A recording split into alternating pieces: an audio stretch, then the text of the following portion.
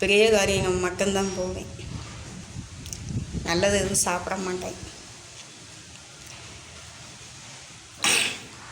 சரி, சின்ன சின்ன சண்டைங்க அப்படின்னு தான் நான் லோனை வாங்கி இவ்வளோ கஷ்டப்பட்டு எல்லாம் பண்ணி போட்டு பாத்ரூம் கட்டையில் கூட என்னால் கட்ட முடியாது, எவனோ வச்சு கட்டிக்கன்னு சொல்லி ஒரு 60 வயசு பெரிய மனுஷனை கொண்டாந்து எனக்கு ஒரு அப்பாவுக்கு மேலே வச்சு வேலை செஞ்சப்போ கூட என்னை அடித்து அசிங்கப்படுத்தி அவ்வளோ கேவலப்படுத்தினாங்க.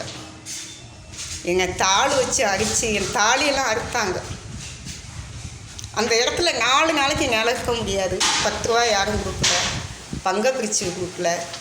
அந்த பங்கை கேட்டது தான் இப்போ ரொம்ப எனக்கு வினைய தவிர எதுவும் இல்லை. சுத்தமாக பொண்டாட்டி தான் யாவும் இல்லாமல் இருந்துச்சு.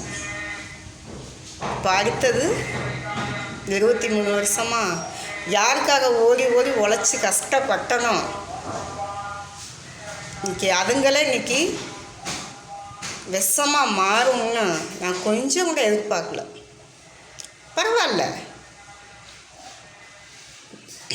நாற்றை வெள்ளாமை ஆக்கிட்டேன்ல. நீங்கள் வந்து என்னை நினைக்காட்டி ஊர் சனம் சொல்லும், ஊர் சனம் சொல்லாட்டி மனசுக்குள்ளே நினைப்பாங்க. நான் அந்த 24 வருஷத்தில் நான் கஷ்டப்பட்டதை சொல்லுவாங்க, சொல்லாக்கி நினைப்பாங்க. எனக்கு அது போதும். நல்லா இருங்க. நான் வந்து வாக்கு சொல்ல மாட்டேன். சீனா நான் யாரையும் திரும்பி பார்க்க மாட்டேன். அந்த ஜாதிக்கு நான் பிறந்தவ. விதை ஒன்று போட்டால் காய் ஒன்றா காய்க்காது. நல்லா இருங்க. அதை பற்றி எந்த குறையும் இல்லை.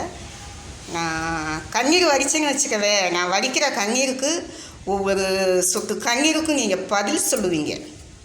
நான் அதனால் கண்ணீர் வடிக்க மாட்டேன். நான் இல்லைன்னா நீங்கள் எல்லாம் எப்படி சந்தோஷமாக இருப்பீங்களோ அதுதான் உங்களுக்கு சந்தோஷம். அப்படின்னா நான் தப்பி தவறி நான் செத்தாலும் சந்தோஷம்தான். நான் செத்தேன்னா அந்த வீடியோவில் என்னை எத்தனை மக்கள் பார்க்குதோ அத்தனை மக்கள் வந்து எனக்காக ஒருத்தல்லாட்டி ஒரு சுடு கண்ணீர் விடுவாங்க. அது போதும் எனக்கு.